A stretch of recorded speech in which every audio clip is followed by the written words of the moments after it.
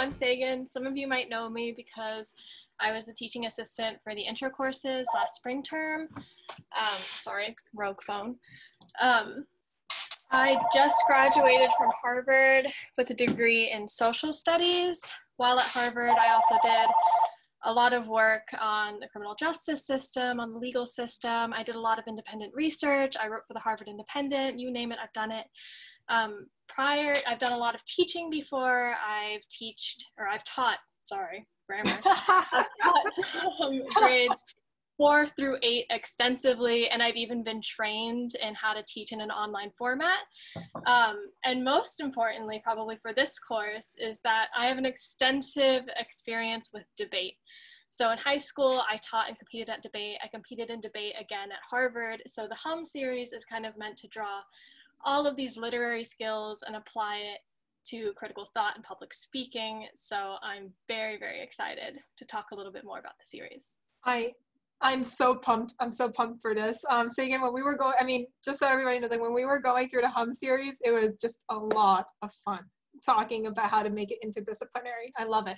Okay, great. So I am going to go through the philosophy of the HUM series first, and then I'll just hand it over to you completely, all right? But basically, I do want to say one thing in terms of logistics.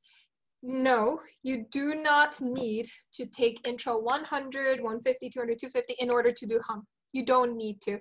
I recommend that you do because there's a lot of reading, whereas the other classes are more focused on how to write, but you do not need to. Whereas in 200, 250, you need to take 100, 150, or else you don't have your personal narrative and your biography to work off of, all right?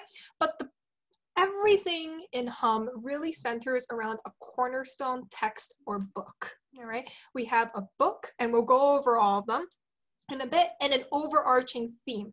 That serves as the foundation, all right? That is the foundation of that particular class.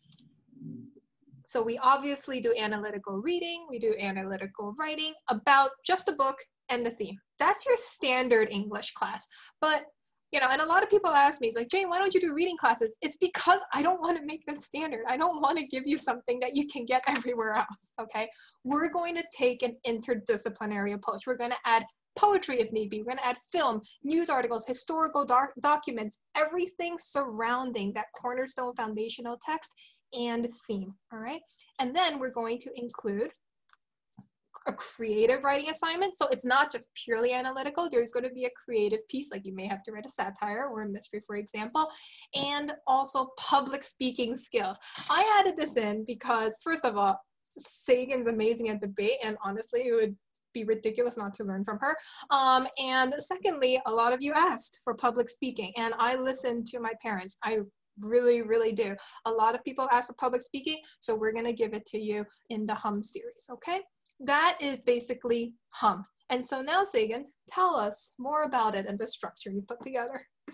All right, so there are 4 courses that all have different levels of difficulty, but the basic course structure across all 4 is pretty similar. So in the first half of the courses, in weeks 1 through 5, we begin with the cornerstone text. So we're building the skills to read and analyze the text, and not only that, but we're building the foundation for syntopical analysis. Because the HUM series is designed to draw text together across different genres, different media that are all kind of centered around a similar theme, we're trying to build the skills that kids can process and make those connections and comparisons across those different media. Next is that we're focusing on the features of the genre. So each course looks at a different genre of writing, and we're looking at not only kind of the rhetorical strategies that are attached to each genre, but also the literary strategies.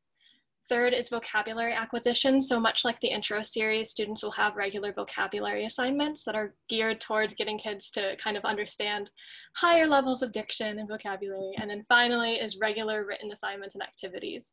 So we're doing a lot of fun written assignments throughout the week where we're trying to build to more creative things, but we're also doing regular assignments where you're responding to the text.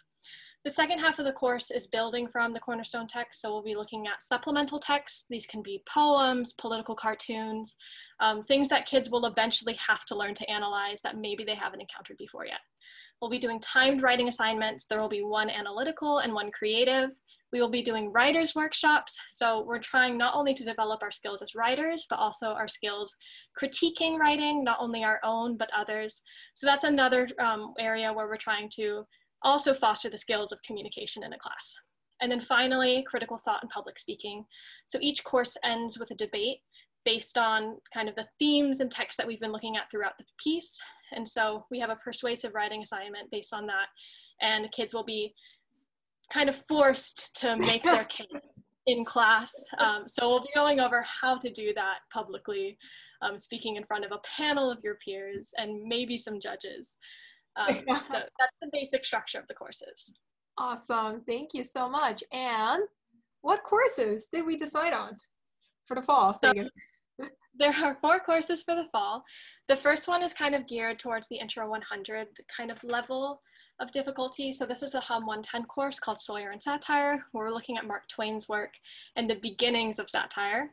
The next 3 courses are geared kind of around the Intro 150 level. The Hum 210 series is geared kind of for the lower age range of the kids who would be in Intro 150, I think.